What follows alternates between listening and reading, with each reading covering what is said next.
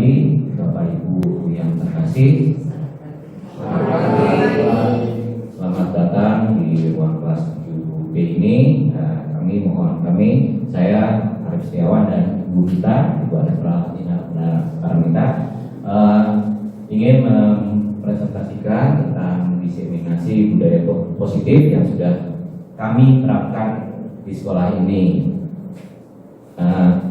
Untuk itu nanti acara akan dimulai dengan doa pembukaan yang akan dipimpin oleh Pak Bone, sambutan dari Kepala Sekolah, Pak Sip, dan nanti dilanjut dengan presentasi yang pertama dari Ibu Mita. Setelah itu presentasi yang kedua akan dibawakan oleh saya sendiri.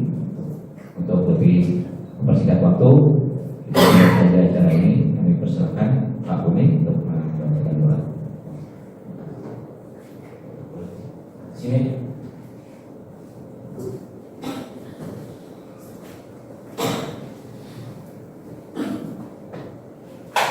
Mari Bapak Ibu kita bersatu dalam doa. Dalam nama Bapa dan Putra dan Kudus. Amin. Kami bersyukur kepada-Mu Bapa yang Maha Kasih dan Maha Murah, karena di pagi hari ini kami boleh berkumpul bersama di ruangan kelas ini untuk bersama-sama dengan kedua rekan kami, Ibu Mita dan Pak Arif, yang akan menyelenggarakan diseminasi dalam rangka sebagai guru penggerak. Berkatilah kami semua, semoga acara ini dapat berjalan dengan lancar. Kemudian kepada Bapa dan Putra dan Roh Kudus,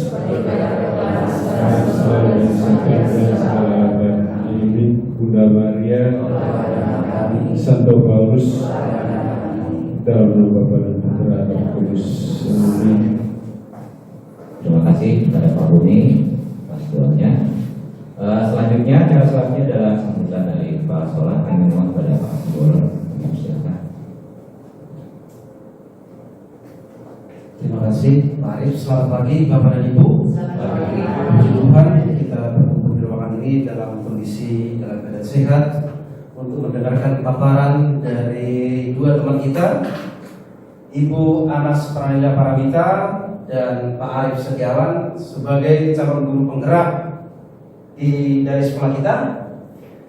Bapak Ibu berdua ini akan melakukan diseminasi atau berbagi hal-hal baik yang beliau dapatkan selama mengikuti program calon guru penggerak dari program pemerintah, khususnya Kementerian Pendidikan. Jadi mohon Bapak Ibu kita semua untuk mengikutinya dengan baik, dan kepada Pak Arif dan Ibu Mita kami persilahkan untuk berbagi hal-hal baik yang bisa diserikan kepada kita semua, supaya kita bergerak dan maju bersama untuk mengembangkan tugas dan pelayanan pendidikan di sekolah kita. Terima kasih.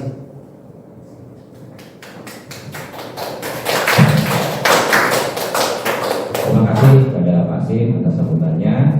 Untuk acara berikutnya kita lanjutkan dengan presentasi dari Ibu Mita. Kepada Ibu Mita, kami persilakan. Baik, terima kasih Pak Arif untuk waktunya. Bapak Ibu, saya izin untuk membuka masker supaya lebih jelas. Baik, selamat pagi Bapak Ibu. Selamat pagi. Kalau saya bilang salam bahagia, Bapak Ibu juga menjawab salam bahagia. Salam bahagia. Salam bahagia.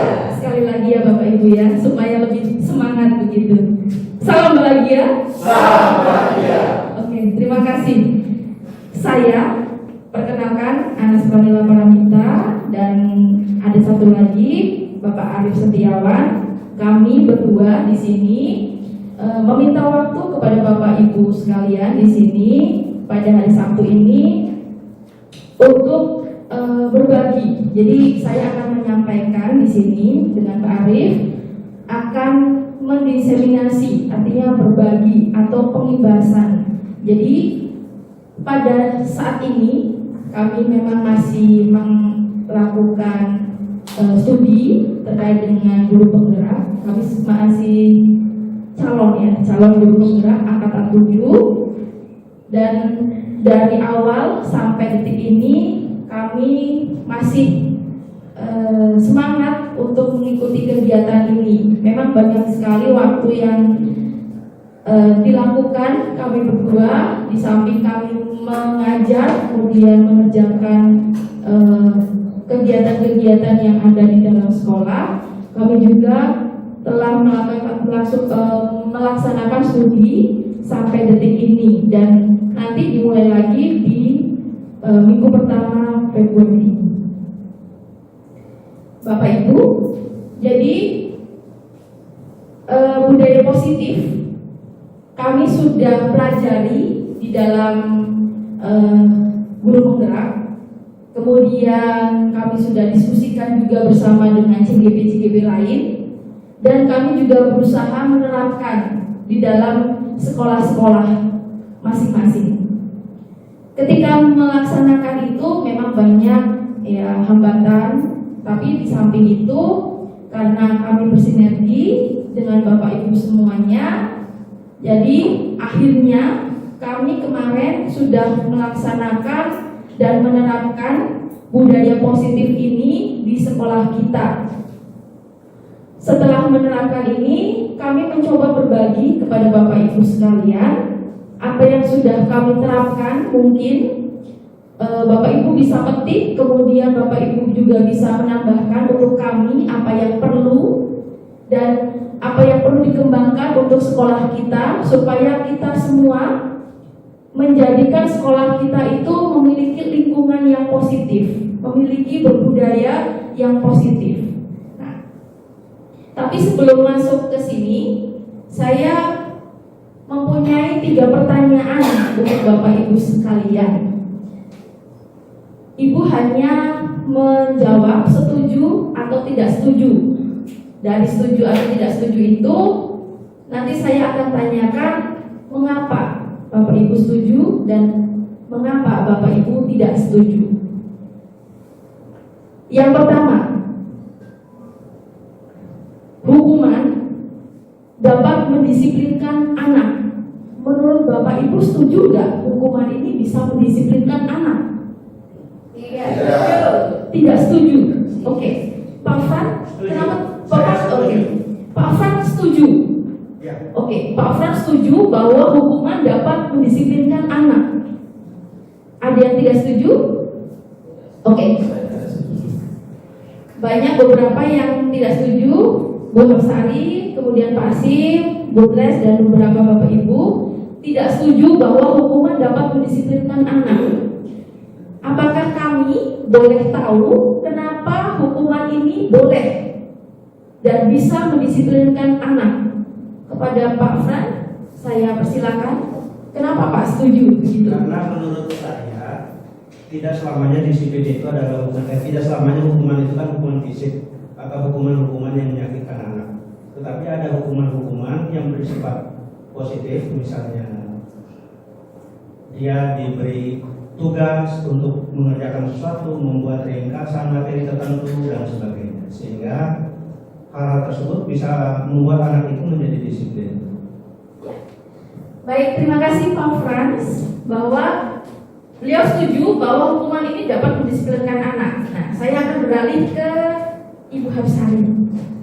Kenapa Bu Hapsari tidak setuju? Silakan. Terima kasih Bu Nita. Menurut saya anak tidak disiplin itu ada banyak faktor. Yang penting bagi saya di sini kita mencari akar permasalahan anak tersebut. Kita ajak diskusi, kita ajak ngomong, kemudian kita gali apa sih permasalahan kamu sehingga menyebabkan kamu tidak disiplin. Nah kemudian baru nanti kita bicarakan, kita minta dia membuat sebuah kronologi lah seperti itu. Nah kemudian baru nanti kita bicarakan bersama. Jadi tidak selalu dengan hukuman, mungkin dengan diajak bicara, karena siapa tahu anak itu juga punya beban atau punya masalah sendiri yang dia sendiri tidak tahu harus bagaimana, sehingga dia membuat mencari perhatian dengan berbagai macam cara yang terutama menjengkelkan kita. Kalau dia dia sudah dapat membuat kita jengkel, berarti kan kita itu perhatiannya tertuju pada dia terus. Nah itu dia malah senang. Menurut saya demikian. Baik, terima kasih Bu Hapsari. Nanti kita akan lihat apakah jawaban ini sesuai atau tidak setelah pemaparan materi nanti. Yang kedua, pemberian hukuman dengan hal positif seperti membaca atau membersihkan halaman sekolah dapat meningkatkan disiplin anak. Tidak selalu. Tidak selalu. Ada yang setuju? Kalau tidak selalu itu berarti iya bisa enggak gitu ya. Tapi kalau yang jelas setuju ada enggak yang setuju? Lebih tidak setuju. Jadi tengah-tengah gitu ya. Tidak setuju. Tidak setuju. Oke, Bu Hapsari tidak setuju. Yang lain Bapak Ibu? Ya. Tidak setuju. Pasti kenapa tidak setuju? Baik, terima kasih. Kalau kita mengikuti peradaban pendidikan modern, bahwa yang namanya hukuman selalu konotasinya negatif. Sehingga diganti dengan diksi yang baru itu lebih kepada pendampingan, bimbingan, refleksi. Seperti itu yang disebutkan Ibu Hapsari tadi, lebih banyak kita mencoba dulu memahami, mencari masalahnya apa, lalu didampingi, dibimbing, lalu diberikan kesempatan untuk refleksi. Apa sih keuntungan bagi dirinya dan apa kerugian bagi dirinya ketika dia melakukan sesuatu yang tidak positif sesuai dengan ketentuan sekolah. Kira-kira seperti itu yang kita ikuti dalam pendidikan peradaban modern. Terima kasih. Luar biasa, betul sekali. Saya nggak ngomong betul sekali, tapi nanti kita lihat jawaban di akhir ya. Saya jadi keceplosan Bapak Ibu ya. Yang nomor 3, oke. Memberi penghargaan dapat meningkatkan motivasi belajar dari siswa. Ini setuju nggak ya? Setuju. Sangat setuju. Ini kompak ya, paduan suara ya, Bapak Ibu ya. Jadi setuju. Oke, baik. Dari 1, 2, 3 sudah dicoba. Ada yang setuju, ada yang tidak. Nanti kita lihat. Nomor 3 saya nggak setuju ya. Nomor 3 nggak setuju. Oh, nggak setuju. Oke, saya coba. Kenapa Bu Hapsari tidak setuju bahwa penghargaan ini dapat meningkatkan motivasi belajar anak? Ya, saya mungkin jawabannya berbeda dari teman-teman ya, kawan-kawan. Memberi penghargaan itu bisa memotivasi belajar anak. Motivasi anak belajar tidak selalu dari penghargaan. Ada beberapa hal. Ya. Dan anak yang sudah tidak punya motivasi belajar dikasih penghargaan apapun, itu jawabannya lebih baik saya tidak usah. Lebih baik saya tidak usah. Ini saya dapatkan dari beberapa anak yang nanti kamu kalau nanti kayak ini, mamamu akan memberikan. Tidak usah deh Bu, saya nggak usah diberikan apa-apa, karena memang dia sudah tidak punya motivasi belajar. Nah, motivasi belajar itu kita tingkatkan, kita cari akar permasalahannya kenapa malas belajar. Mungkin tidak usah dengan penghargaan kalau dia sudah punya motivasi belajar ini, karena misalnya saya harus mencapai ini, tanpa diberi apa-apa dia sudah mau belajar. Terima kasih. Baik, Bu Hapsari, terima kasih. Kita lanjutkan ya Bapak Ibu. Dari pertanyaan ini, saya pengen mensimulasikan beberapa. Nah, yang pertama, kita akan melakukan perubahan paradigma dengan kegiatan kepala tangan. Jadi ada A dan B, di mana A itu Bapak Ibu satu dan B itu Bapak Ibu yang lain. Ada 2 Bapak Ibu ya, Bapak dan Ibu.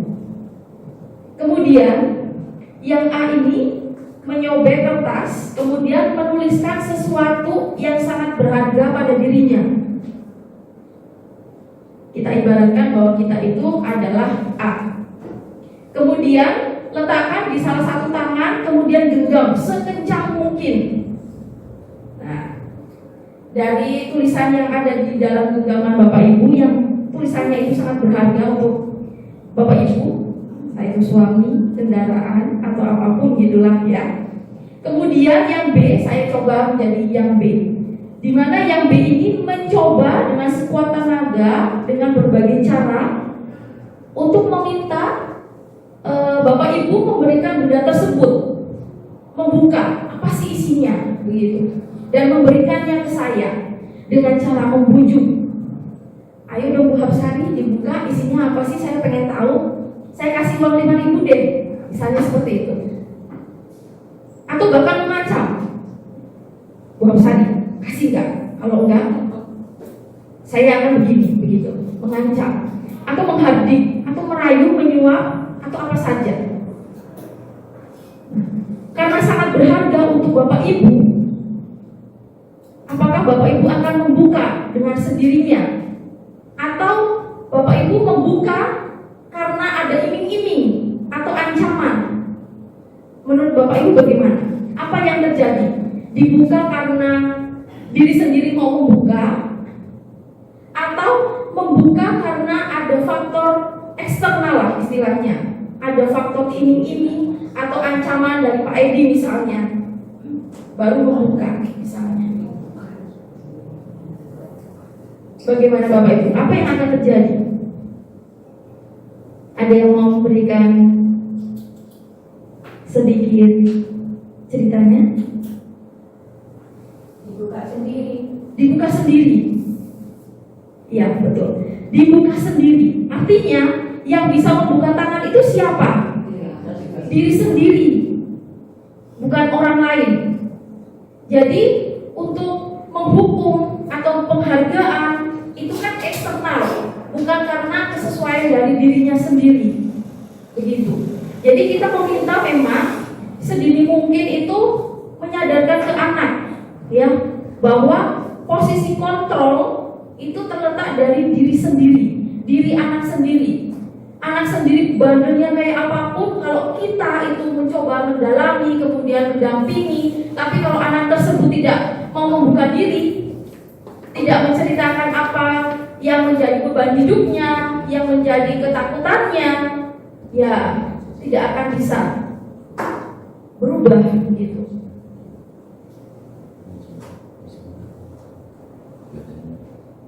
Jadi disiplin positif, sebuah lingkungan sekolah ini akan membentuk sebuah disiplin positif. Itu kenapa? Ada di sini motivasi ekstrim, nggak kelihatan ya?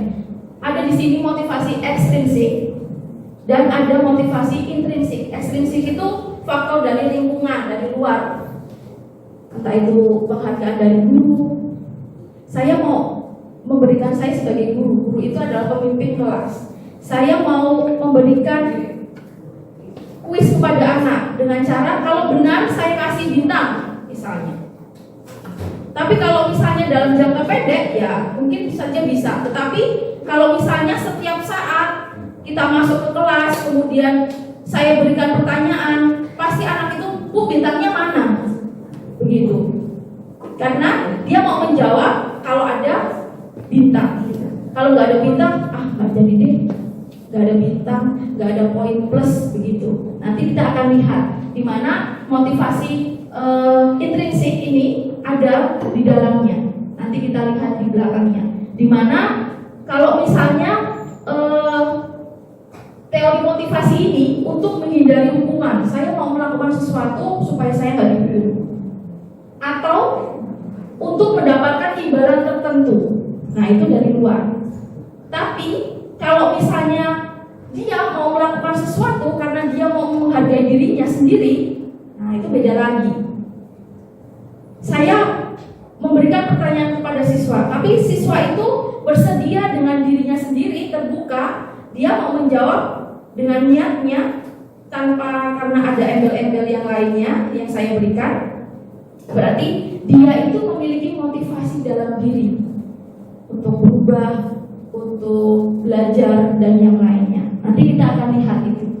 Nah, kemudian guru di dalam kelas ini memiliki posisi kontrol. Dan 5 posisi kontrol ini yang sering kita terapkan. Posisi kontrol yang pertama ini yang sering sekali yaitu menghukum. Yang kedua, membuat rasa bersalah. Yang ketiga, sebagai teman. Yang keempat, ini sebagai pemantau. Dan yang kelima, ini sebagai manajer. Nah, dari kelima ini nanti biasanya kita akan terapkan di dalam yang namanya segitiga restitusi. Apa itu? Nah, kita akan lihat nanti ke belakangnya. Ini yang tadi saya bilang bahwa disiplin ini memang belajar, tetapi di sini tempat kita makna bagaimana disiplin ini mengalami perubahan. Saya kasih warna merah di sini. Sesuatu yang dilakukan seorang pada orang lain untuk mendapatkan kepatuhan, mendapatkan sesuatu, supaya nggak dihukum atau supaya mendapat sesuatu. Nah, disiplin ini akan membentuk ketidaknyamanan, bukan dengan apa yang kita hargai atau mencapai suatu tujuan yang nanti menjadi tujuan akhirnya. Nah, teori motivasi, kemudian hukuman, penghargaan, dan restitusi. Nah, yang pertama, teori motivasi pada perilaku manusia yang kita bisa terapkan untuk siswa kita. Yang pertama itu motivasi eksternal berupa misalnya untuk menghindari ketidaknyamanan atau hukuman. Contohnya apa? Apa yang akan terjadi apabila saya tidak melakukan? Apakah dihukum atau dapat poin bintang? Kemudian yang kedua, nah yang pertama yang kedua ini sama, untuk mendapatkan imbalan. Nah ini pasti dari faktor dari luar. Nah yang ketiga ini adalah motivasi internal, yaitu untuk menghargai diri sendiri. Jadi saya akan menjadi orang seperti apa kalau saya melakukan itu. Waktu itu kami menangani kelas 9 dengan Bu Hapsari, dengan Bu Yoyu. Ada siswa yang memukul temannya tanpa alasan apapun. Nah, dia memukul itu enggak berpikir apa yang akan terjadi dengan teman saya, apakah nanti kesakitan atau akan melaporkan kepada temannya atau bapak ibu guru atau orang tua atau bagaimana. Dia tidak, hanya refleks aja, enggak ada alasan apapun. Nah, berarti dia tidak memiliki motivasi internal dalam dirinya. Dia nggak berpikir panjang apa yang akan dilakukan setelah saya melakukan itu, apa yang akan terjadi setelah saya melakukan itu, dan yang lainnya.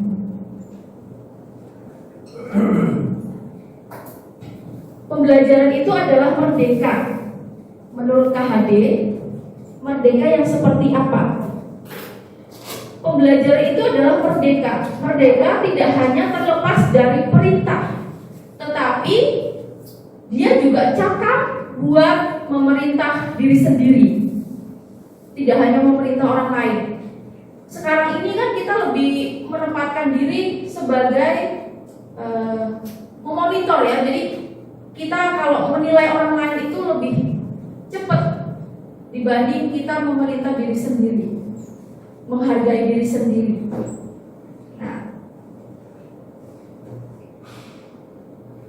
Kemudian yang kedua, tadi dihukum. Yang kedua ini adalah penghargaan.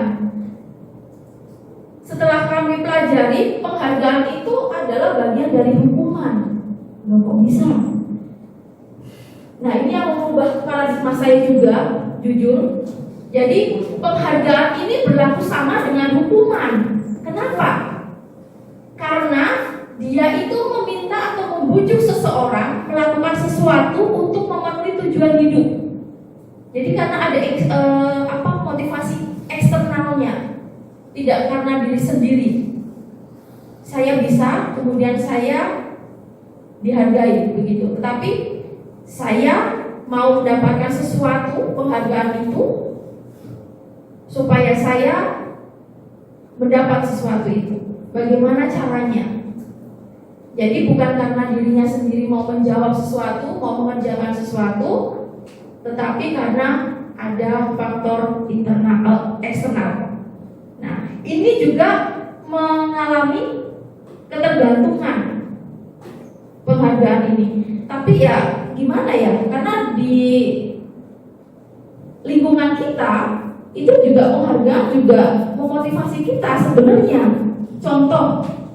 Contohnya saya deh ya, saya ikut CGP ya nanti supaya dapat sertifikat gitu kan, supaya dapat penghargaan gitu. Tetapi kita merubah paradigma, saya ikut CGP itu untuk apa? Untuk mengolah diri, menambah wawasan. sertifikat itu sebagai bonus di akhirnya nanti. Nah, kita mencoba mengajarkan kepada anak seperti itu. Kamu melakukan sesuatu jangan karena kamu pengen mendapat sesuatu. Misalnya lomba, misalnya besok ada lomba Valentine. Aduh, saya nggak bisa kalau misalnya saya nggak juara. Saya takut nggak jadi juara. Nah, berarti dengan begitu artinya dia tidak memiliki motivasi secara internal di dalam dirinya. Dia takut tersaingi, dia takut tidak menjadi yang terbaik. Nah, itu kenapa? Karena sejak kecil mungkin dia terbiasa dengan hal-hal yang seperti ini, penghargaan. Jadi penghargaan ini sebenarnya bagus untuk jangka pendek, tetapi untuk jangka panjang ini akan menimbulkan faktor-faktor lain dalam dirinya, sehingga kadang dia tidak mau bergaul dengan temannya di bawah dia misalnya.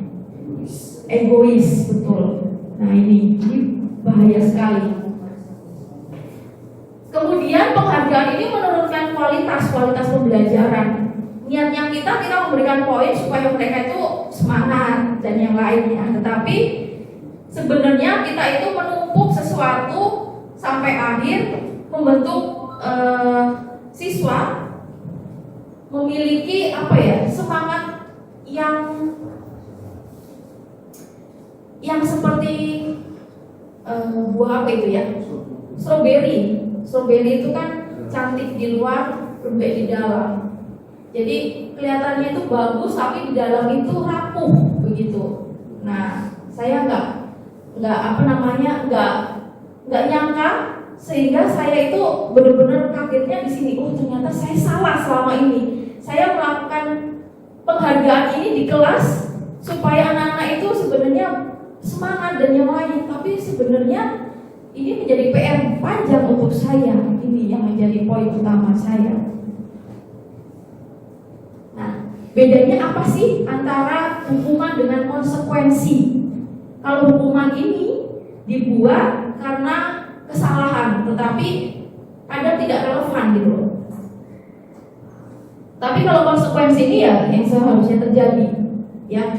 Jadi hukuman ini adalah sesuatu yang menyakitkan dan harus terjadi, menyakitkan fisik atau bahkan hati, perasaan. Tapi kalau konsekuensi ini seharusnya terjadi, dia sudah sadar. Kalau saya nanti ulangan mencontek, apa yang terjadi?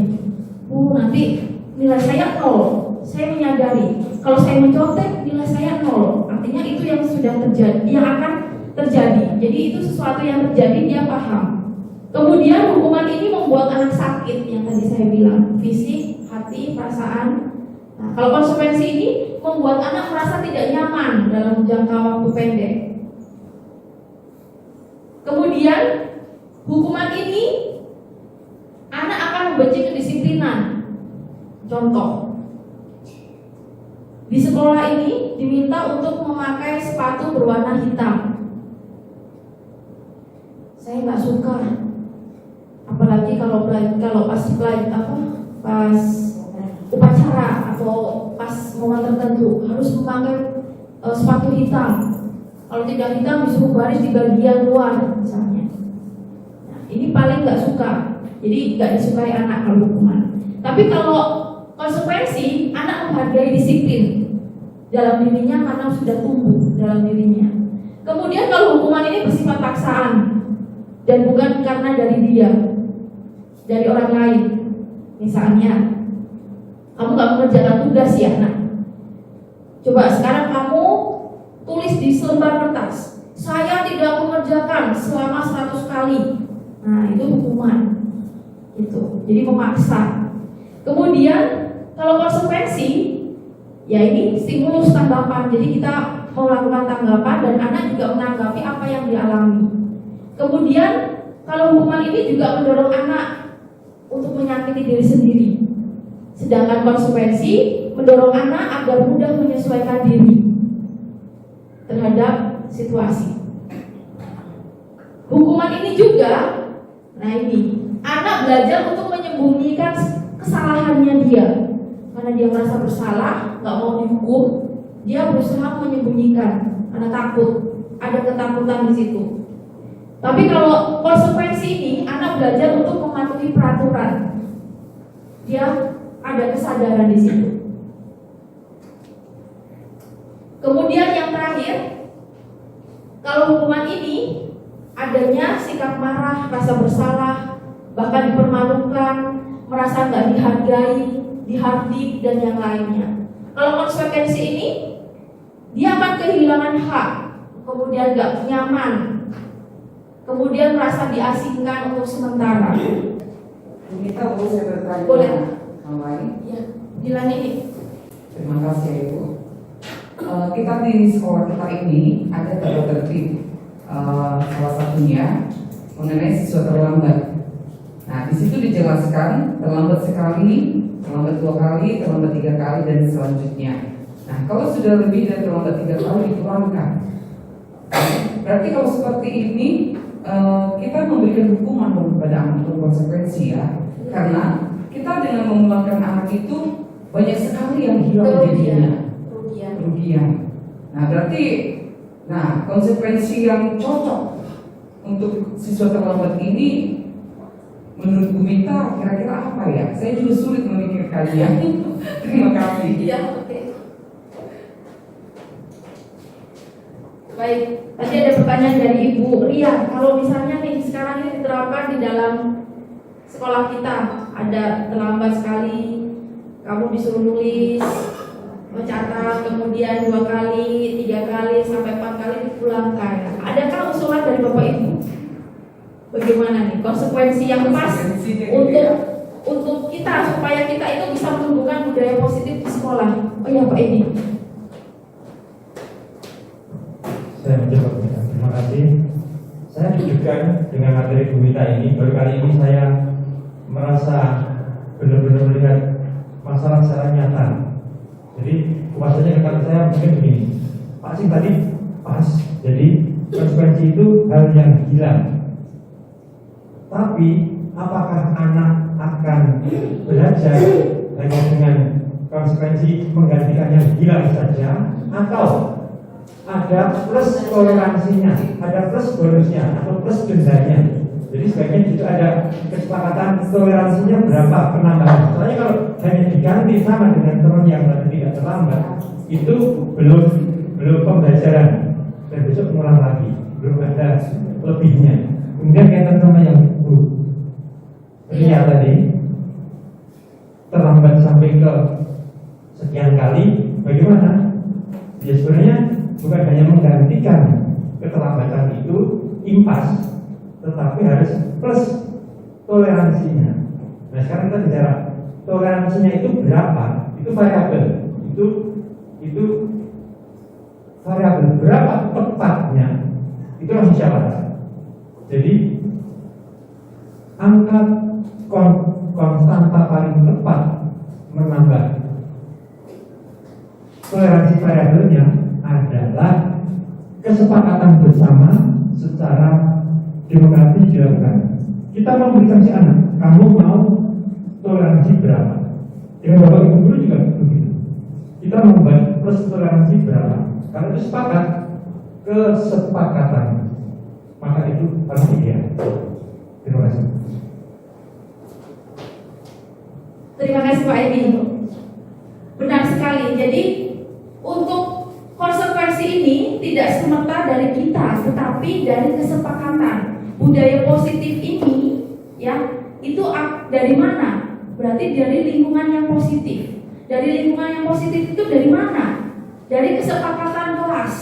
Kesepakatan kelas itu dari mana? Dari peraturan yang ada di sekolah. Jadi ketika pertama kali kalau kita mau menerapkan ini, jadi pertama kali kita masuk bertemu dengan anak-anak, mereka kan kita kan sosialisasi peraturan sekolah ya, memakai seragam bagaimana, sepatu bagaimana, rambutnya bagaimana, harus rapi dan seterusnya. Nah, dari peraturan-peraturan itu kita turunkan kepada anak-anak di kelas.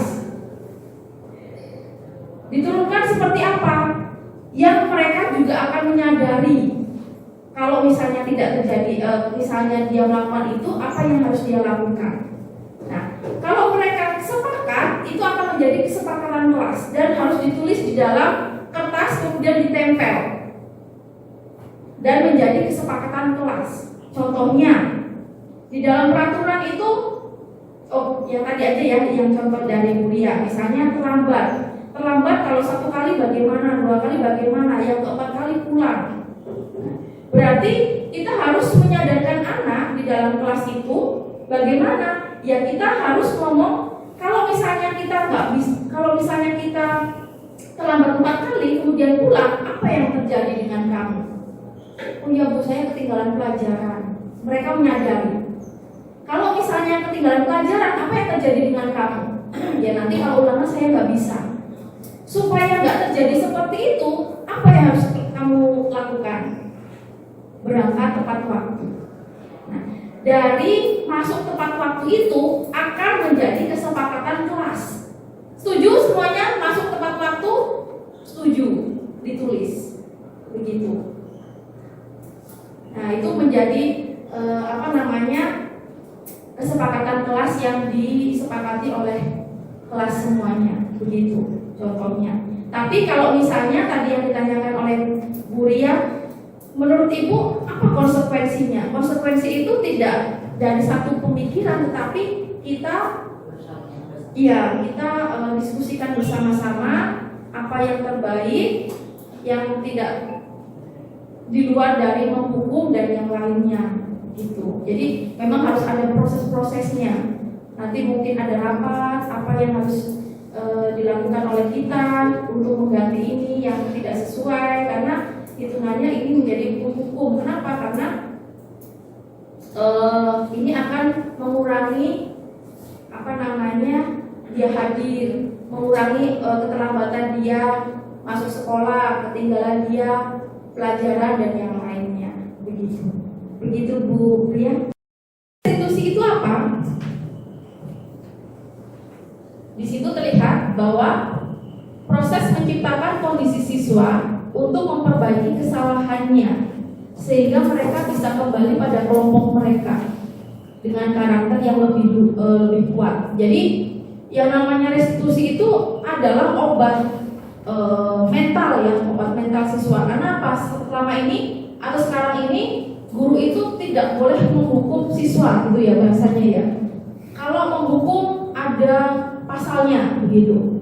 Sehingga kita juga mau bersikap juga maju mundur karena ada ketentuan itu.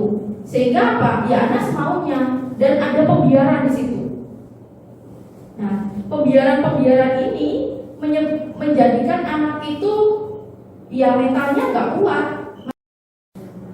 Kemudian ciri restitusi yang pertama ini bukan untuk menebus kesalahan, namun untuk belajar dari kesalahan.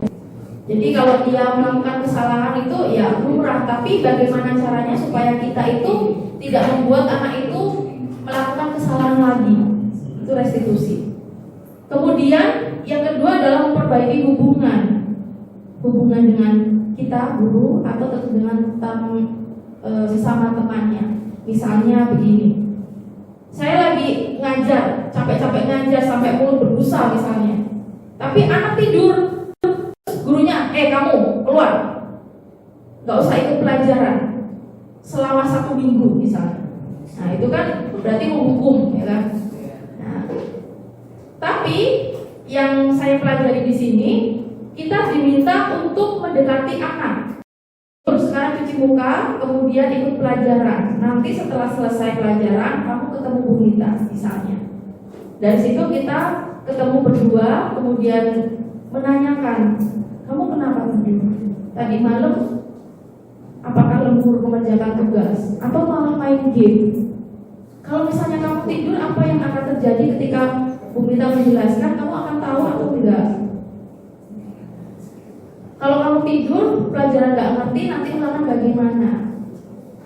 Dan solusinya apa supaya kamu nggak bisa tidur? Jadi kita ceritakan kepada anak dan kita gali anak itu sendiri. Kemudian yang ketiga itu adalah tawaran, bukan paksaan. Jadi kita menawarkan, berbicara Dan restitusi diri ini adalah cara yang paling baik menurut teori, ya. Yang kelima adalah restitusi itu adalah fokus pada karakter anak, menjadikan anak berkarakter yang kuat. Kemudian restitusi ini fokus pada solusi, jadi kita mencari solusi supaya tidak terjadi lagi. Kalau kita marah-marah di dalam kelas, ya saya juga capek juga ya. Kita lagi menjelaskan, kemudian anak semaunya, kita marah-marah, yang ada kita darah tinggi gitu. Dan anak juga akan seperti itu. Tapi kalau kita mendalami apa yang terjadi dengan anak ini, kenapa dia melakukan itu, kenapa dia cari perhatian, dengan solusi, dengan tanya jawab ke anak itu, kemudian kita cari solusi, kita baru ketemu sama orang tuanya. Anak ini begini-begini. Setelah ketemu sama anaknya dari orang tuanya, kita terima. Kemudian kita temukan bertiga dengan anaknya, orang tua dan guru. Kemudian setelah itu kita mencari solusi bagaimana baiknya. Nah, ini kita sudah kembangkan di dalam sekolah kita. Kemudian dengan restitusi ini bisa mengembalikan murid pada yang berbuat salah pada kelompoknya. Jadi dia merasa nggak minder, kemudian merasa diterima dengan cara restitusi ini. Kemudian yang terakhir ini adalah keyakinan kelas yang sudah kita terapkan beberapa minggu kemarin, 2 minggu kemarin ini dalam kegiatan P5. Keyakinan itu apa? Keyakinan kelas adalah proses menciptakan kondisi siswa untuk memperbaiki kesalahannya mereka supaya mereka bisa kembali kepada kelompoknya dan lebih kuat karakternya. Kemudian mengapa sih nggak aturan saja? Kenapa kita juga perlu keyakinan kelas? Kita perlu dua-duanya. Aturan itu juga perlu untuk membatasi.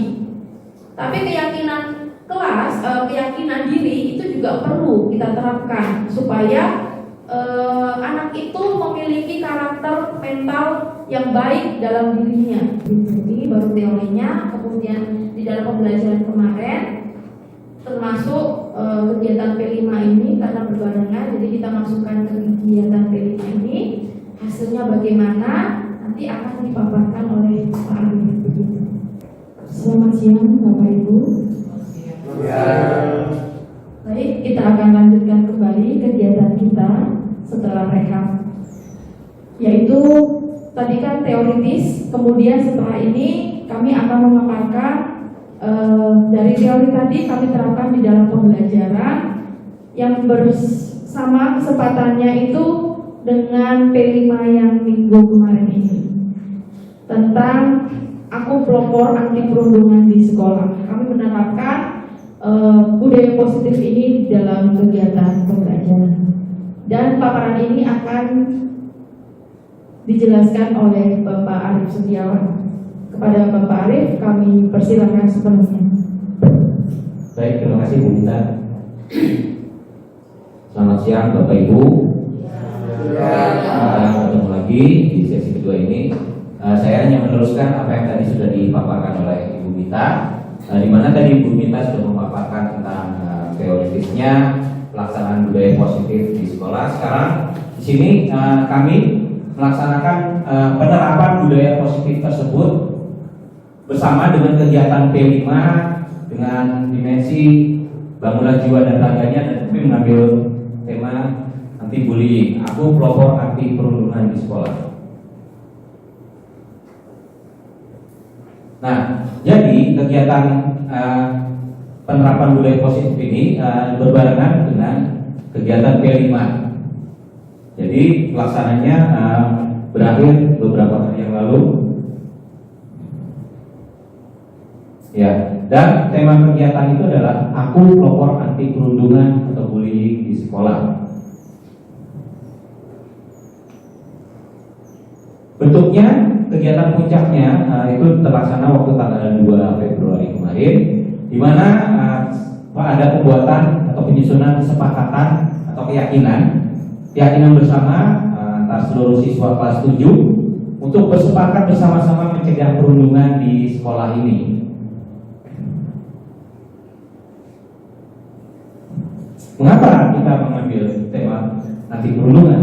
Karena menurut hasil survei yang dilakukan pada bulan Oktober 2022 yang lalu, masih ada kegiatan perundungan di sekolah ini. Sebanyak 3% siswa sekolah kita pernah mengadakan atau pernah melakukan tindakan perundungan. Ini yang harus kita hilangkan. Apa tujuannya? Tujuan kegiatan itu yang pertama adalah menghargai perbedaan di antara para siswa atau peserta didik dengan sesama warga sekolah lainnya. Karena bahasa yang kita dapatkan atau sering kita dengar, siswa-siswa kita masih sering menyebut nama teman-temannya itu dengan embel-embel yang misalnya menyinggung kondisi fisik, menyinggung suku tertentu, menyinggung ras tertentu, seperti itu. Yang kedua, menghilangkan stereotip. Artinya menghilangkan stereotip tidak setiap peserta didik itu masih ada anggapan bahwa suku tertentu itu negatif, punya konotasi negatif, agama tertentu berkonotasi negatif. Nah, itu yang mau kita hilangkan. Yang ketiga, itu jadi semua siswa itu bisa memahami dan melaksanakan dengan sebaik-baiknya segala keyakinan sekolah, terutama sekali keyakinan sekolah yang ada hubungannya dengan perundungan atau bullying. Yang keempat, para siswa bisa menyadari bahwa ada akibat buruk atau dampak negatif dari perundungan, baik bagi korbannya atau bagi pelakunya.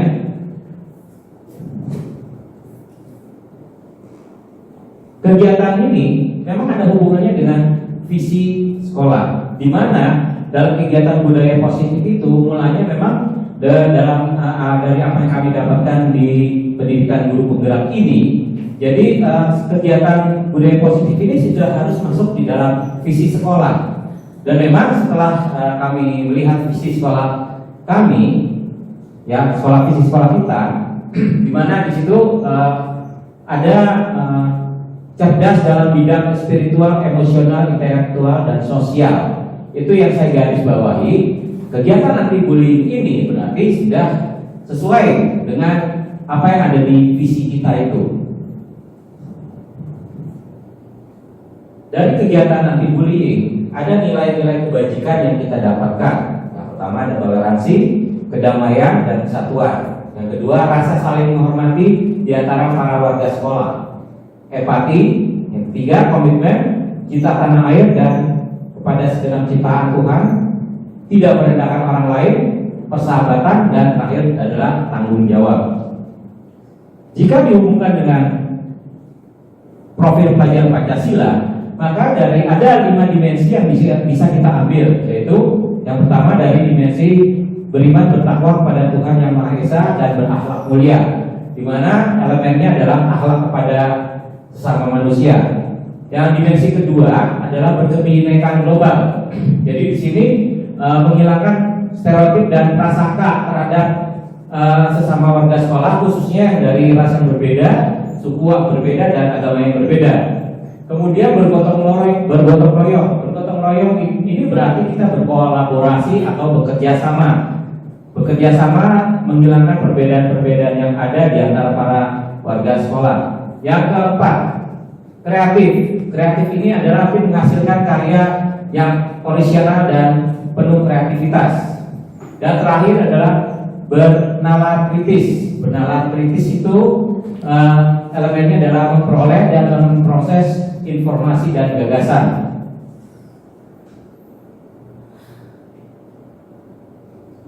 Nah, dalam kegiatan penerapan budaya positif ini yang terdapat dalam kegiatan P5 Bangunlah Jiwa dan Raganya, ada 3 tahap untuk penyusunan kesepakatan bersama. Memang dalam P5 kemarin itu ada kegiatan membuat poster anti bullying dan ada drama komedi. Tetapi di sini kegiatan intinya yang akan kita ambil dalam hubungan dengan aksi nyata kita tentang budaya positif di sekolah adalah kesepakatan atau keyakinan bersama ini. Ya, ada 3 tahap. Tahap pertama yaitu di mana menyusun kesepakatan antar kelompok. Setiap kelas punya kelompok kemarin itu ada satu kelas itu terdiri dari 4 kelompok. Nah, prosedur pembuatan kesepakatan kelompok yaitu pertama, setiap siswa itu wajib, setiap anggota kelompok itu mengemukakan satu keinginan mengenai anti perundungan. Jadi ada semacam curah pendapat di antara para siswa itu di kelompoknya masing-masing. Nah, kemudian dituliskan di buku catatan mereka dan disepakati.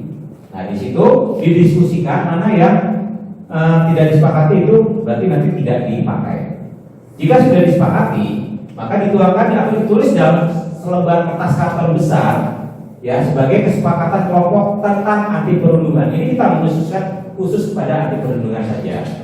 Nah, kemudian kesepakatan kelompok itu nanti akan dibuat, dihias, diwarnai biar supaya menarik dan supaya bisa semua dibaca oleh seluruh warga kelas atau warga sekolah. Ya, kemudian dideklarasikan oleh setiap kelompok secara bergantian. Pembacaan kesepakatan kelompok itu dideklarasikan dan dilakukan pengesahan. Jadi bukan cuma dibacakan saja, tetapi juga semua anggota kelompok di situ membubuhkan tanda tangan atau cap jempol. Cap jempol di lembar kesepakatan itu. Dan inilah hasilnya Bapak Ibu, apa yang sudah dibuat oleh para siswa kita. Ini adalah kesepakatan kelompok. Jadi masih umum, ini berada di kelompok mereka masing-masing. Ini kesepakatan kelompok masing-masing. Setiap kelompok baik di setiap kelas ataupun dalam kelas yang sama itu belum tentu sama juga. Ini kita buat kesepakatan kelompoknya seperti ini. Jadi kita biarkan mereka itu menghias dan mereka buat kreativitas mungkin kesepakatan kelompoknya. Bentuknya jadi macam-macam. Kemarin itu sudah dipamerkan di aula. Tahap kedua adalah menyusun kesepakatan kelas. Setelah kesepakatan kelompok terbentuk, berarti setiap kelas membuat kesepakatan masing-masing.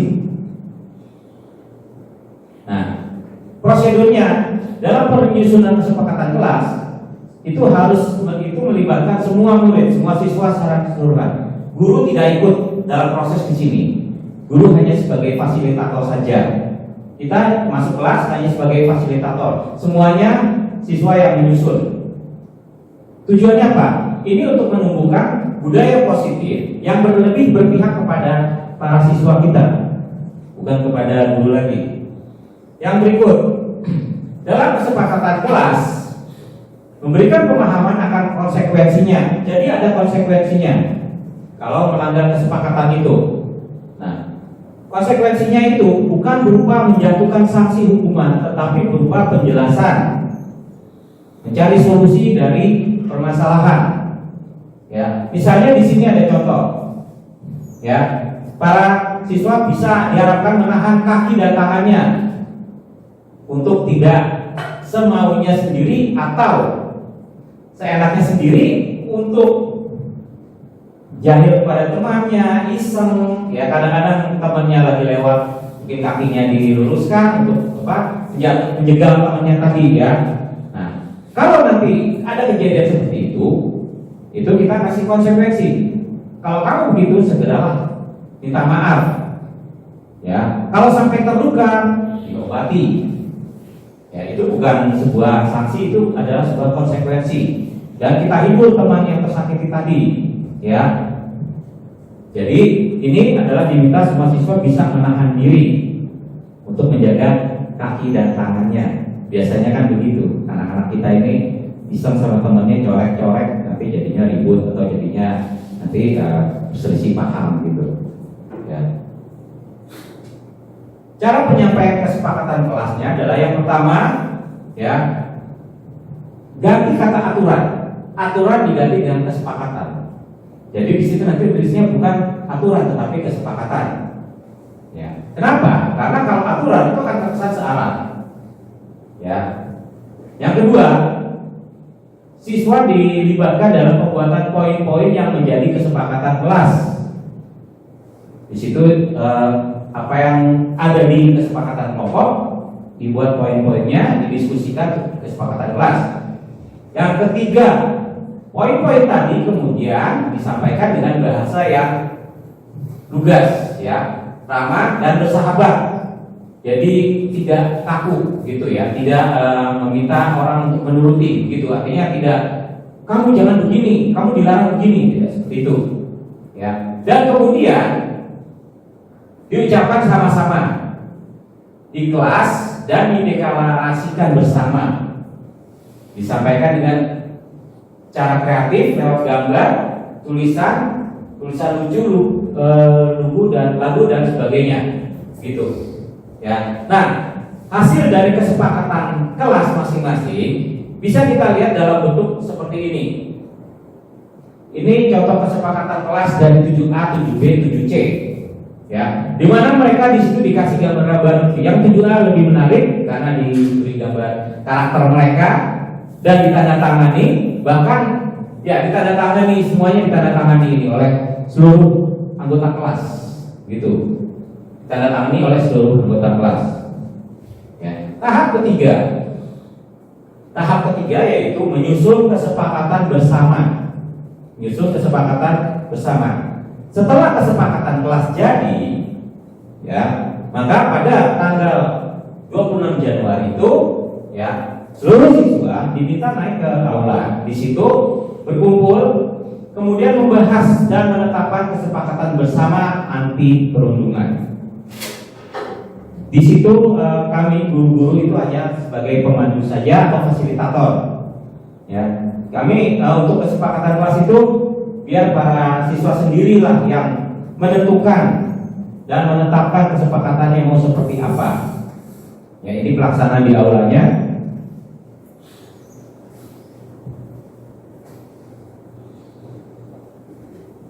Kemudian setelah dibuat kesepakatan, ditentukan kesepakatannya itu, kesepakatan bersama ditulis di selembar karton.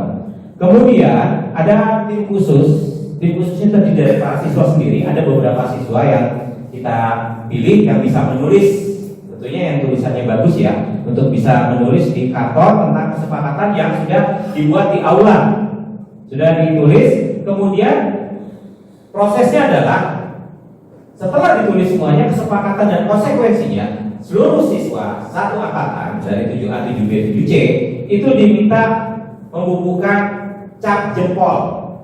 Termasuk wali kelasnya ikut membubuhkan cap jempol. Ya. Jadi bukan hanya siswanya saja, tetapi juga wali kelas 7A, 7C kemarin juga ikut membubuhkan cap jempol. Ya. Nah, kesepakatannya itu seperti ini.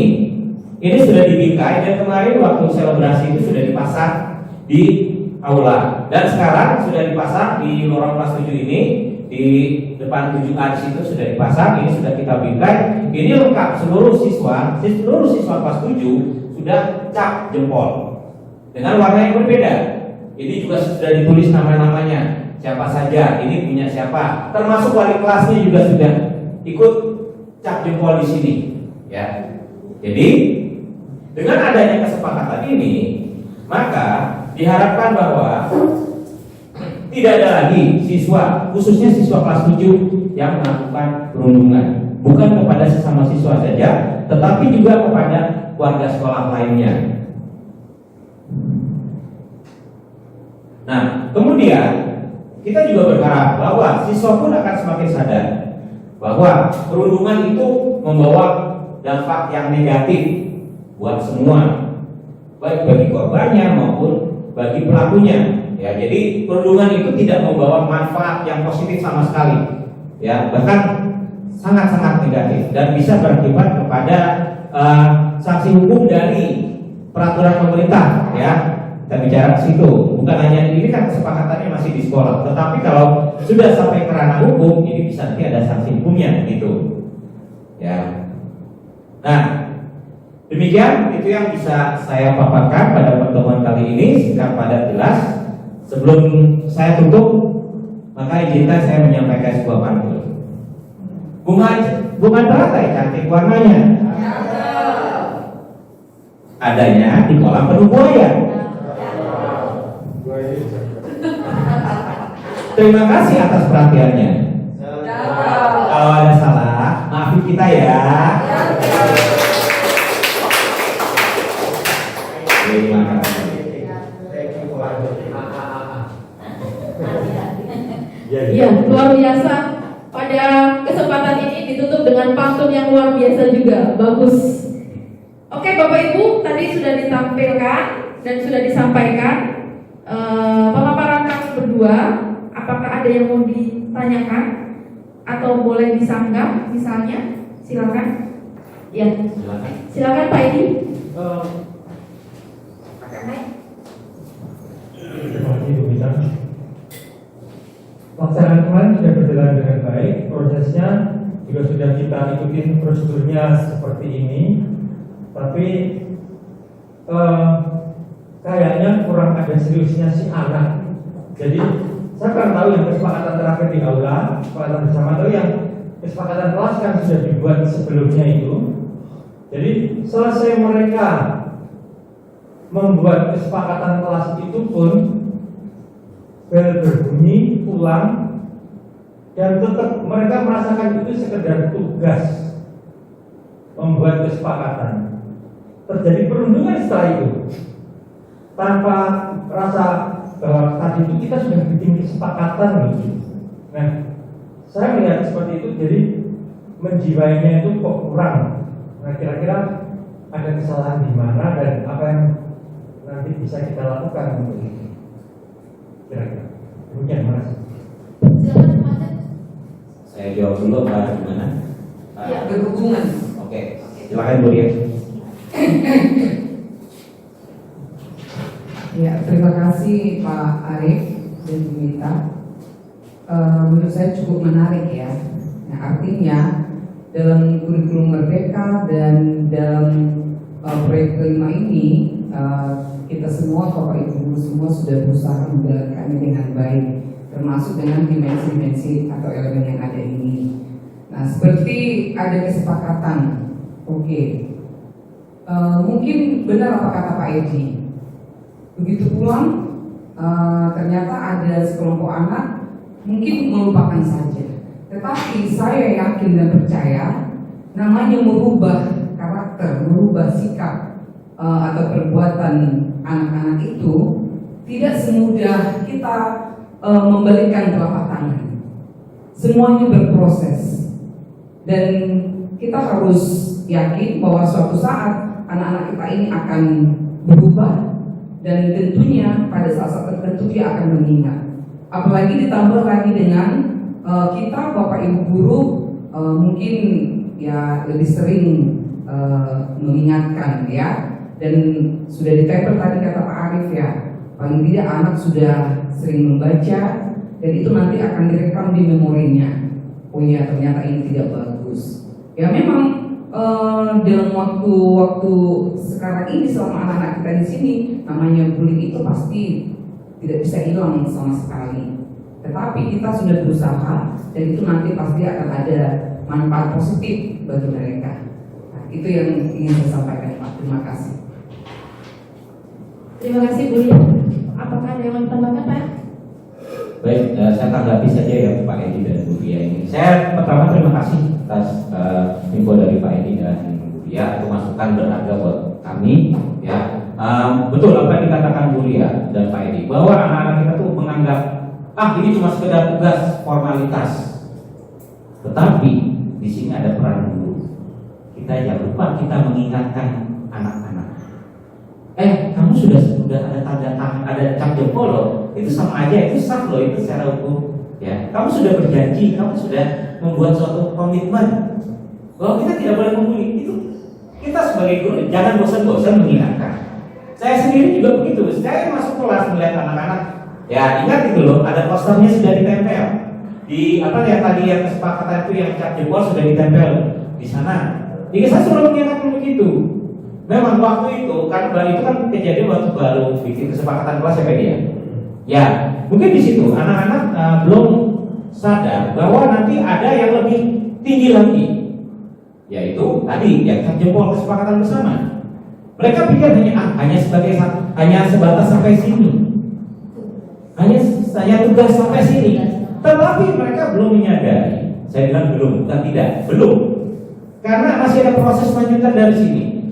Dan karena tadi sesuai dengan judulnya, aku pelopor anti perundungan, maka angkatan kelas 7 ini kami berharap mereka ini, anak-anak kita ini supaya bisa menjadi agen perubahan. Agen perubahan supaya tidak terjadi perundungan lagi di sekolah ini. Gitu. Mungkin syukur-syukur mereka bisa menularkan ke kakak-kakak kelas mereka di kelas 8 dan 9. Itu ya, mungkin itu jawaban dari saya. Baik, terima kasih. Ini bagus menurut saya. Yang pertama, kita belum tahu isinya tadi. Kesepakatan mereka itu apa saja, terutama yang guru yang tidak terlibat secara langsung di kelas selama proses P5 yang kedua. Isi kesepakatan itu apa? Yang kedua, kepada Bapak Ibu guru yang masuk kelas juga, mungkin karena di kelas ada, mungkin setiap pagi perlu dibaca itu, perlu dibaca. Karena kalau tidak akan lupa. Saya teringat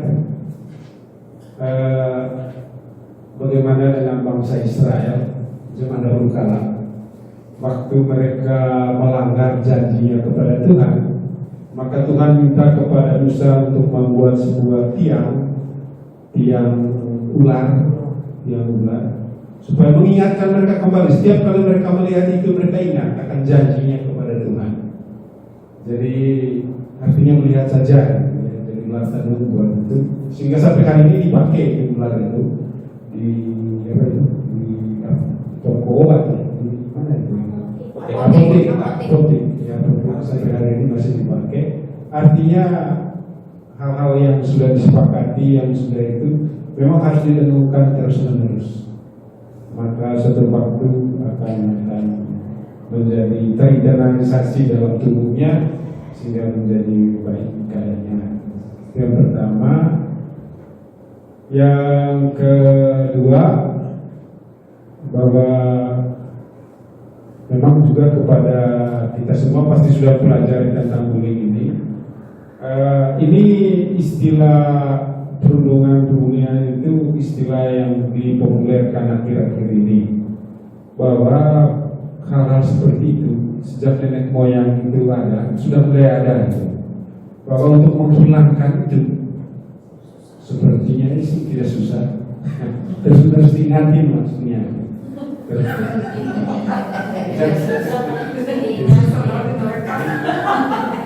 Jadi sudah bawaan norok, bawaan dari yang perlu barangkali tidak mencap kepada si A, si B, si C. Kamu melakukan bullying, kamu artinya tidak mencap itu. Jadi mungkin kita sedikit hati-hati untuk menyampaikan itu, karena kalau itu kita dengukan, lalu nanti anak itu atau orang yang mendengar bertanya kemana-mana. Jadi guru tadi bilang ke dia melakukan bullying, lalu kemudian dia nanti anak yang lain mendengar itu, lalu sampaikan kemana-mana itu bullying dan lain sebagainya. Akhirnya yang tadinya kita bermaksud supaya di sekolah kita ini menjadi sekolah yang ramah terhadap anak, dan kemudian malah jadi tidak ramah karena sering disebut-sebut istilah itu, lalu di luar kemudian nangkap kata itu saja. Di sekolah itu sering terjadi itu. Jadi mungkin kalau ada anak yang melakukan hal-hal tertentu yang mungkin bukan sampai kepada bullying itu, mungkin kita tidak segampang mengatakan dia melakukan bullying, enggak. Mungkin kita menyampaikan dengan cara yang lain, bahasa yang lain, karena mendengar sepintas, karena konotasi bullying itu sangat negatif di masyarakat, di masyarakat itu. Jadi sehingga kita juga hati-hati untuk menyampaikannya itu kepada anak, kepada atau pembicaraan sehari-hari, dan juga kepada mereka. Jangan segampang itu menyebut kata itu, gitu. Jadi jangan segampang itu, karena itu. Terima kasih. Terima kasih Pak Budi. Ada yang lain Bapak Ibu?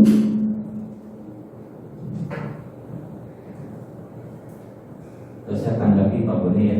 Baik. Terima kasih banyak nih Pak Boni, sarannya bagus sekali. Memang betul, kita memang harus mengingatkan, apalagi tadi Pak Boni yang bilang, ya setiap pagi mungkin perlu di anak-anak itu mengucapkan kesepakatan itu bersama-sama. Itu bagus juga. Setiap pagi, setiap anak itu kalau sudah ada kesepakatannya itu nanti mungkin belum dipasang ya yang ditulis di karton itu di kelas-kelas ya.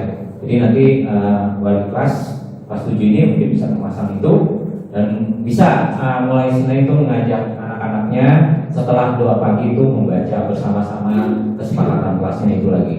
Jadi itu salah satu untuk menanamkan bahwa bullying itu tidak baik ya, dan tidak sama sekali atau sama sekali dilarang di sekolah ini gitu. Jadi mengingatkan terus menerus itu nanti akan menanamkan satu satu rasa bahwa oh ya bullying tidak baik, oh ya begini termasuk bullying begitu. Itu yang pertama.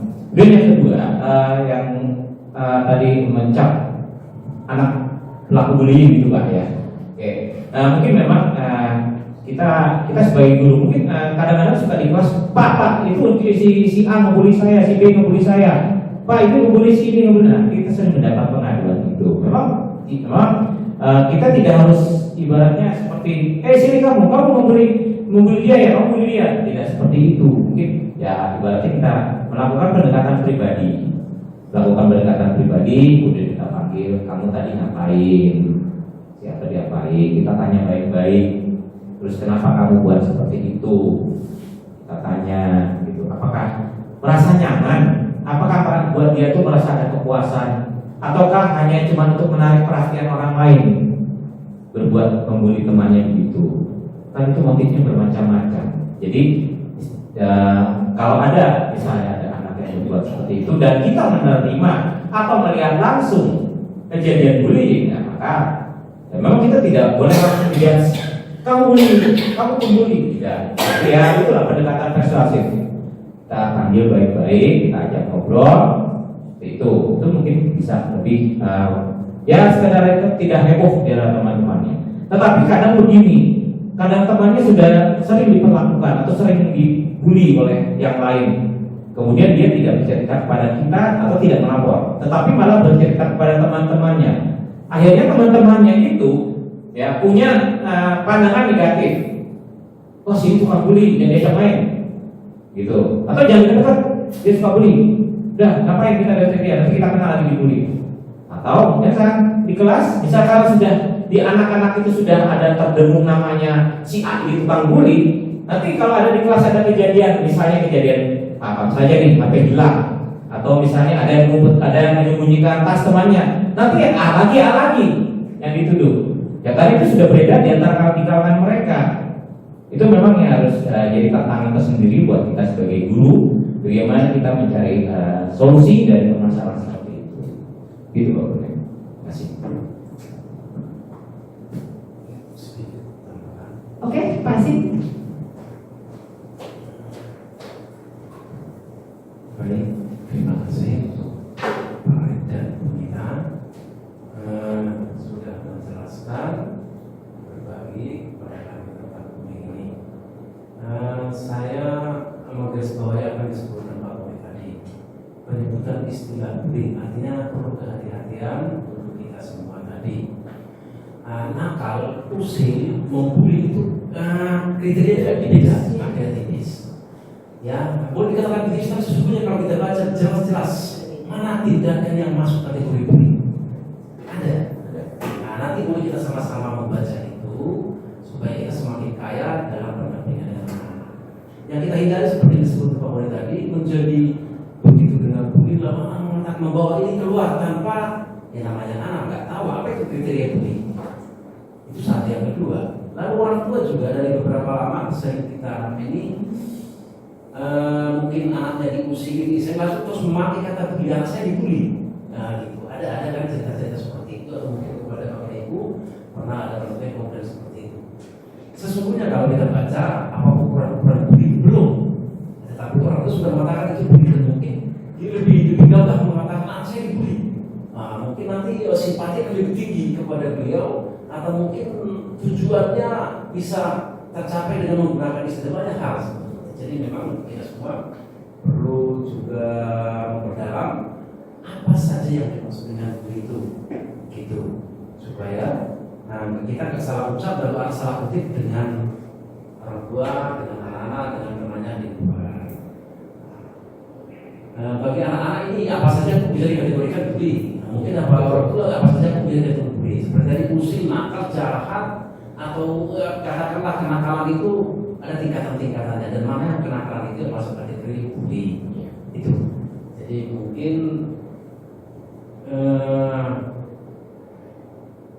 kalau kita amati kita ini belum sampai ke situ sebetulnya, tapi ya setahunya mereka ini bully ya udah ngomong saja bully gitu. Itu sudah kita yang meluruskan. Itu satu. Yang kedua, saya agak mundur sedikit dengan penyampaian dari Bunda tadi tentang motivasi, supaya kita jangan menjadi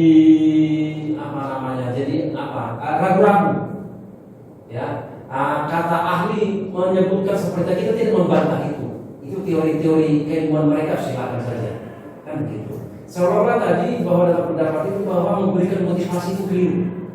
Itu yang saya tangkap tadi. Seolah-olah keliru, seolah-olah tidak boleh atau bahkan dilarang. Sesungguhnya kalau ditelusuri siapapun orang, tua muda butuh motivasi.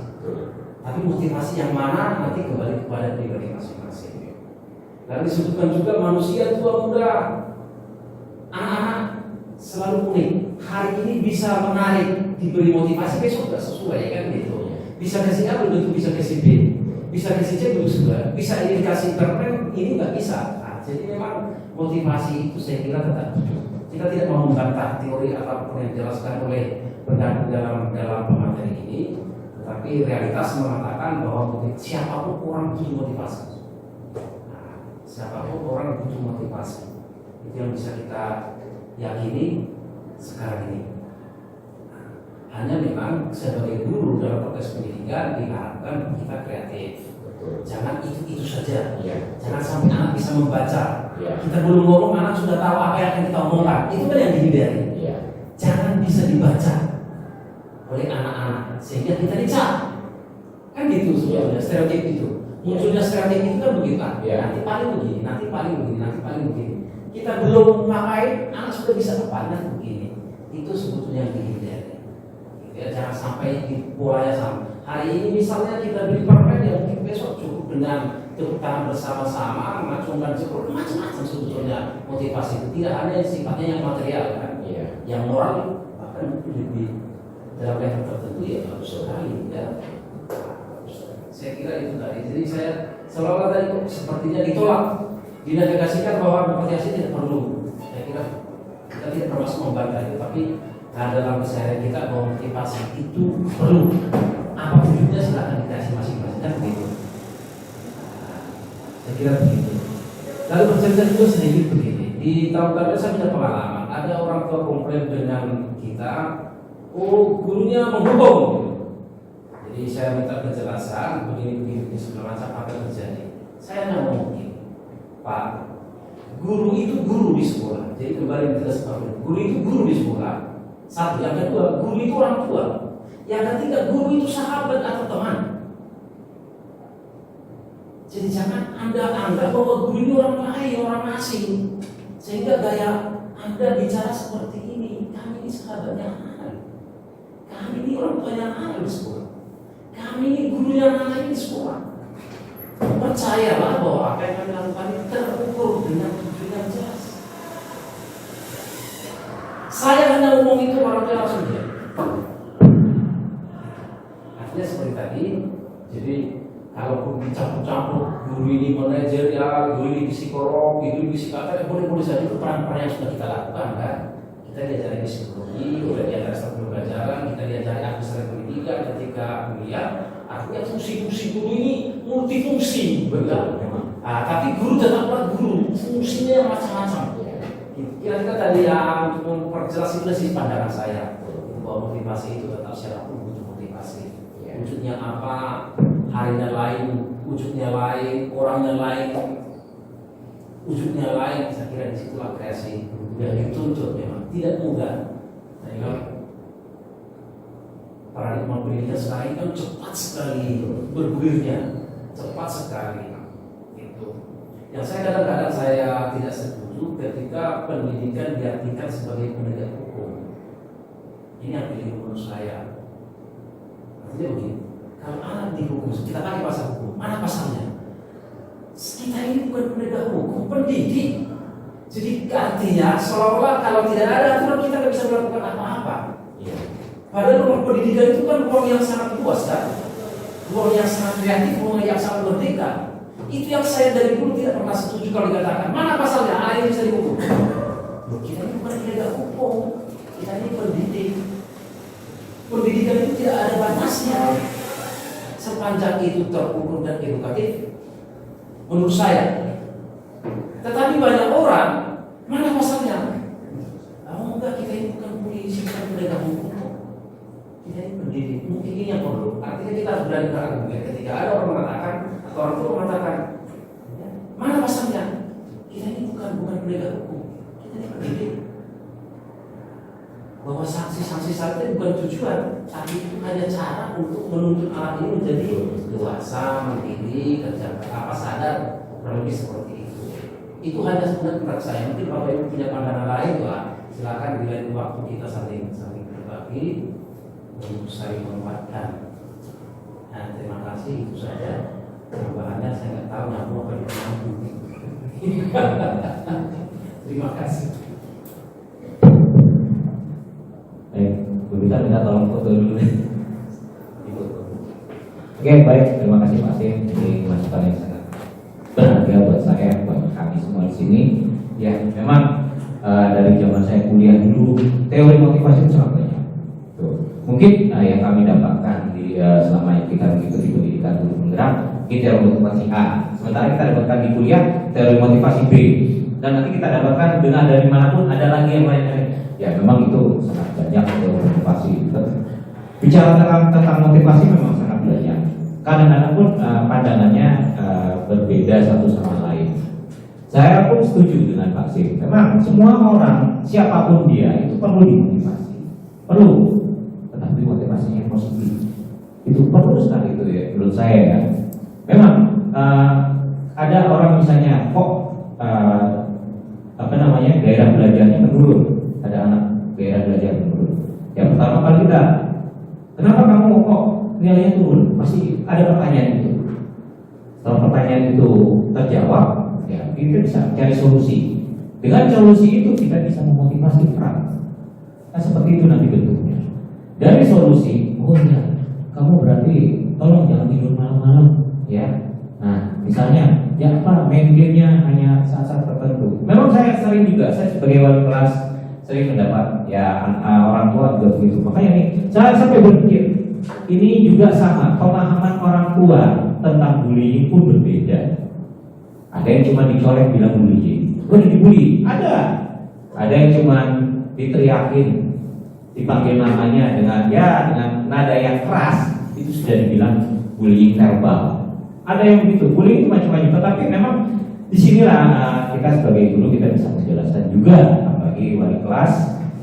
Ini loh, jadi bullying itu, oh itu seperti ini. Ada batas-batas tertentu, ada koridor-koridor tertentu, di mana itu dimasukkan itu termasuk bullying dan itu termasuk yang bukan. Itu mungkin siswa, orang tua, mungkin itu perlu ada penyamaan persepsi. Gitu, mungkin perlu juga kita suatu waktu mengadakan parenting tentang bullying ini buat orang tua dan buat anak gitu. Memang masukannya bagus untuk Pak Sim, terima kasih. Mungkin Bapak Ibu ada pertanyaan atau tanggapan lagi, silakan.